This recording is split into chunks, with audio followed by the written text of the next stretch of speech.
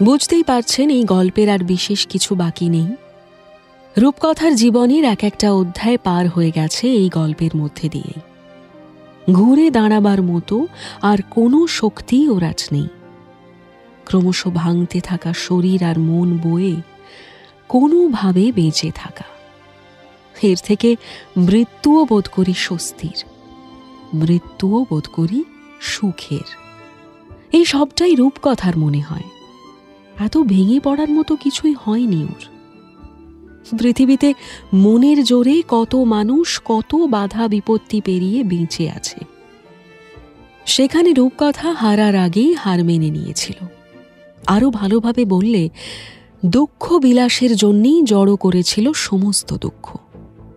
আমরা বরং রূপকথাকে ছেড়ে বাকিদের দিকে একবার চোখ ফেরাই। শেষ থেকেই শুরু করি নাকি? মাঝে অনেকগুলো চন্দ্র সূর্য ঘুরে গেছে।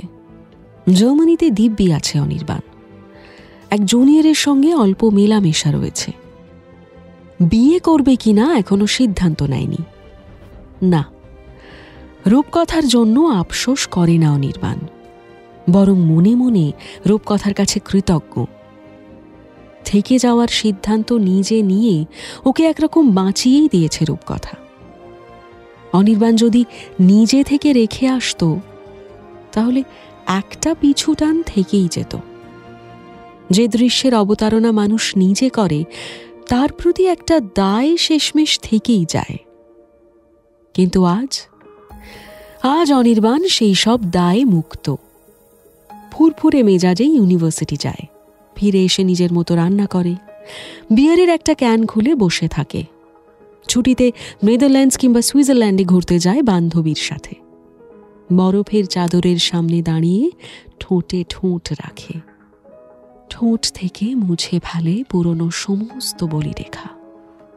বলতে গেলে নতুন একটা জীবন পেয়েছে ও। যেমন ওর জীবন ছিল চন্দননগর ঘাটে, আকাশের দিকে তাকিয়ে দেখেছে অনেক রং, সেই রঙই যেন ফিরে পেয়েছে এতকাল পরে। ওদিকে থমাস পুলিশকে ফাইন দিয়েছিল শেষমেশ। জেল আর হয়নি, অন্য আরেকটা কাজ জুটিয়ে নিয়ে বিন্দাস আছে। কোথাকার কোন রূপকথাকে ও কবে সাহায্য করেছিল ওর মনেও নেই। চুরি কেন করেছিল সেটা ভাবে মাঝে মধ্যে। তখন কি মতিভ্রম হয়েছিল, ভেবেছিল হয়তো কিছু হবে না। চুরি নিয়ে আক্ষেপ আছে ওর, কিন্তু রূপকথার সাথে এই যে যোগাযোগ হয়নি তা নিয়ে বিন্দুমাত্র অনুভূতি নেই। অনুভূতি জন্মায়নি কখনো। এক ঝাঁকে যতজন মেয়ে থাকে তার মধ্যে দুর্বলতম মেয়েটিকে খুঁজে নিয়ে পাশে দাঁড়ায়ও। ভালো লাগে এমন করতে। অল্প কথায় গলে পড়ে তারা, অল্প ছোঁয়া যায়, এইটুকুই। থমাসের জীবনে মহৎ কোনো উদ্দেশ্য নেই, তা নিয়ে ওর যায়ও আসে না। দেবদত্ত কোলে এখন ভালোই আছে। নিজেদের মধ্যে যা ভুল বোঝাবুঝি হয়েছিল মিটে গেছে। এক্ষেত্রে রূপকথার একটা গুরুত্বপূর্ণ ভূমিকা ছিল। সুপর্ণা আর দেবদত্তকে আবার কাছাকাছি আনায় রূপকথা অনুঘটকের মতো কাজ করেছিল। এখন দেবদত্ত দুদিকই সামলাচ্ছে। নীতি নৃত্যের কাজ চলছে পুরোদমে, সুপর্ণার সঙ্গে সংসারও চলছে দারুণ। ভালোবাসার নতুন এক মোড়ে এসে দাঁড়িয়েছে ওরা। সুপর্ণা এখন ছুটিতে আছে, 4 মাস হলো কনসিভ করেছে।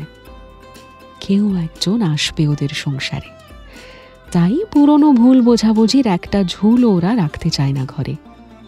দেবদত্ত সংসারের দিকেও নজর দেয় এখন। জীবন ওকে বুঝিয়েছে যে কোনো একদিকে তীরের মতো ছুটে যাওয়ায় সুখ নেই।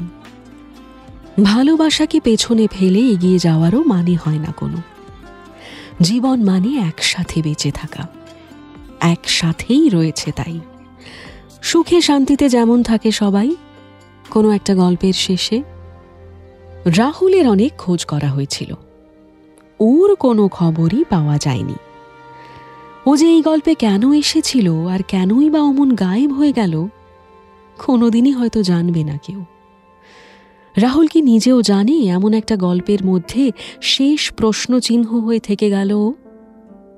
তবে ওকেও যথেষ্ট বুঝদার মনে হয়েছে। জীবনে বেঁচে থাকতে গেলে টাকার প্রয়োজন হয়, এইটুকু সত্যি তখনই ও জানত। কোনো একভাবে 2 পয়সা রোজগার করছে, হয়তো সংসারও হয়েছে, আবার নাও হতে পারে। রূপকথার কথা ওর কি মনে পড়ে আর? কোনো এক সকালে সিগারেট টানতে টানতে হয়তো মনে পড়বে কোনো এক অচেনা মেয়েকে বলেছিল ঠোঁট কালো হয়ে যাচ্ছে ওর। সেই ঠোঁটের সঙ্গে তো আর বিচ্ছেদ হয়নি, বিচ্ছেদ যা হয় মনের সঙ্গে মনের। শরীরকে সে কথা শুনে চলতে হয়, তার নিজের তো আর কিছু করার থাকে না। এও সেই তেমনি। এক বিশাল জনতার ভিড় মুখিয়েছিল মঞ্চের দিকে তাকিয়ে। সুরের জড়তাকে ভেদ করে মঞ্চে এসে দাঁড়ালো পাবলো। নিজের গান গাইবেও।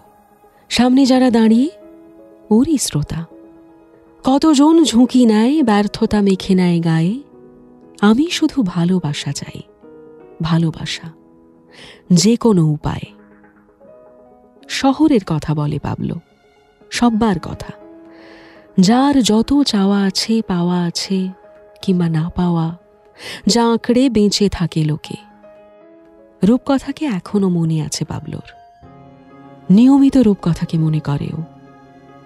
যখনই ক্লান্ত লাগে চেয়ে দেখে নিজের দিকে। একদিন রূপকথা হতাশার কাদা ছিটিয়ে ছেড়ে গেছিল ওকে। জানানোর ন্যূনতম প্রয়োজন বোধ করেনি। ভরসার একগাদা কথা বলে শেষমেশ ভরসা করেনি ওকে। এই যে সামনে যত কালো কালো মাথা ওর সাথে গেয়ে ওঠে, তেমনি কালো ছিল সেই দিন। সামনে পেছনে জমাট অন্ধকার।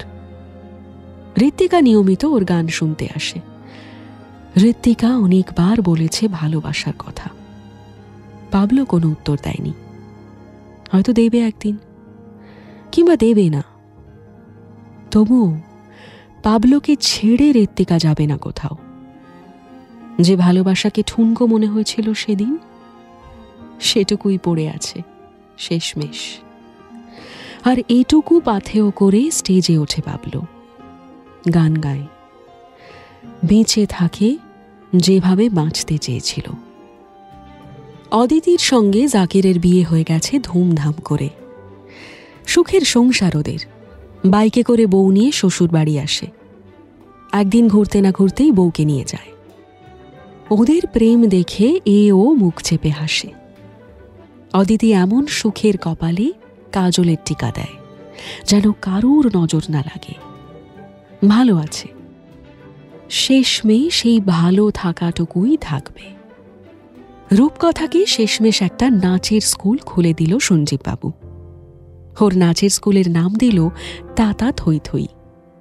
খুব ইচ্ছে করছিল নাম দেয় নিতিন নৃত্যে, কিন্তু সে নাম ব্যবহারের সাহস হলো না। 2 শব্দ এগিয়ে তাই এই নাম। অনেকগুলো বাচ্চা সেখানে নাচতে আসে। তাদের গুঞ্জনে ভরে যায় ক্লাসরুম। বারবার করে শেখায় রূপকথা। এটুকুই ওর শেষ অধ্যায়। নিজের মতো করে লিখতে চায় ও। জীবনে আর কারোর সঙ্গও চায় না। আর কেউ থাকলেই তার অনেক দোষ পড়বে চোখে। রূপকথা এখন বিশ্বাস করে সব দোষ সবার ছিল না, অনেক দোষ ওরও ছিল। সেই সব দোষ ত্রুটি মেনে নিয়ে অনেকেই থাকতে চেয়েছিল, ওই পারেনি কাউকে রাখতে। বলতে গেলে সবাইকেই ও তাড়িয়ে দিয়েছে। আর তাড়িয়েই যখন দিয়েছে, একাই থাকবে ও। এই ওর শেষ সিদ্ধান্ত। যতদিন বাকি আছে এই জীবনের, এই নাচ আঁকড়েই থাকবে ও। এইটুকু তো কখনো ছেড়ে যায়নি ওকে। সব সময় ওর সঙ্গেই ছিল, সব সময় সাথ দিয়েছিল ওর। সঞ্জীববাবুর বয়স হয়ে যাচ্ছে। মেয়েকে নিয়ে খুব বেশি কিছু ভাবতে পারে না আর। প্রেশার, সুগার নিয়ে জর্জরিত জীবন। মেয়ে নিজেরটুকু নিজে বুঝে নিচ্ছে এখন। আর কিছু আবদার নেই জীবনের কাছে। আর কোনো নতুন ঝড়ঝাপটা না আসুক, এই প্রার্থনা করে ও। সুলেখা দেবী পাশ থেকে সান্ত্বনা দেয়, এবার সব ঠিক হয়ে যাবে দেখো। আকাশের দিকে তাকিয়ে দেখে সঞ্জীববাবু।